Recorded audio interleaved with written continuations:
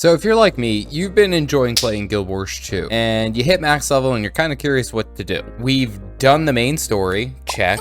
We've started crafting our legendary, double Shrek. We've dyed our armor about 5,000 times, triple Shrek. Then you get this letter.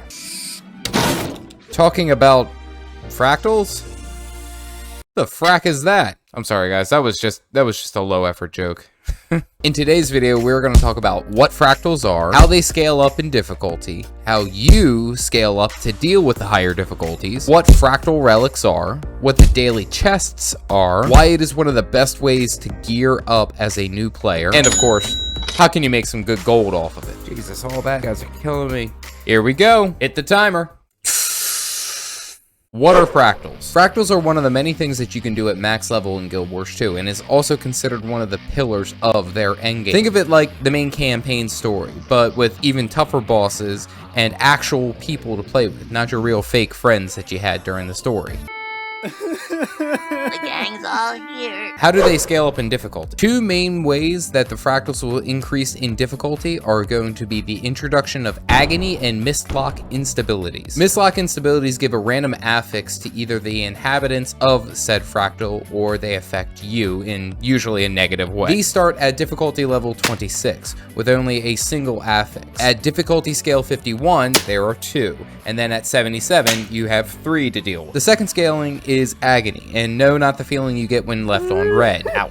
Agony is an ever-increasing damage over time effect, which occurs when you are hit by an inhabitant's abilities inside the fractal. This debuff deals taking damage based off of your percentage health, as well as reducing incoming healing by 70%. Agony first appears on difficulty level 20, and then increases with its damage as you climb higher into the fractal tier. But how do you deal with it? Quick sidebar. To earn your like and subscription, I'm going to tell you one solid dad joke. Why didn't the skeleton climb the mountain? It didn't have the guts. It was just terrible. Okay, so how do I scale up with fractal? There are 4 ways technically that you can scale up to deal with the ever-increasing difficulty of fractals: agony infusion, fractal masteries, consumables, and account-wide augmentations. Agony infusion reduces the incoming damage from the agony debuff when you get hit by certain abilities inside the fractal. Certain pieces of gear can be infused with agony infusion, which will increase the amount of resistance you have to agony. Fractal masteries is the second way that you can deal with the ever-increasing difficulty. The main benefit is the infusion extraction device. This allows you to remove infused agony in your pieces of gear without actually destroying the piece of gear. Third is consumables. Potions are an easy way to increase your own damage, reduce the incoming damage, as well as increasing your movement speed, depending on which one you choose. Lastly, account augmentation is a easy way to add agony resistance to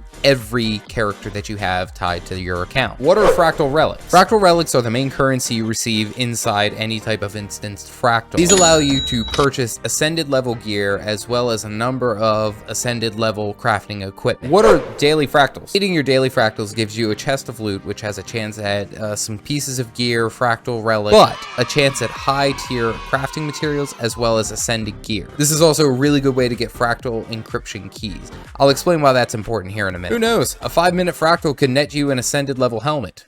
6.5 hours later. Lots of SpongeBob memes with this one. Why should new players do it? New players should be doing this almost every single day, because you have a chance at ascended loot, as well as a bunch of really good crafting material. So even if you don't get the ascended loot, you could still work to building a crafted ascended piece of gear. How do you make gold with fractals? Simple way to make gold with fractals is the fractal encryption boxes. They are given to you by completing fractals. However, the caveat is that you need those fractal encryption keys that you get from the daily box. Inside each box, they hold a couple of pieces of sellable junk, usually netting anywhere between 20 to 40 silver. Nice and simple.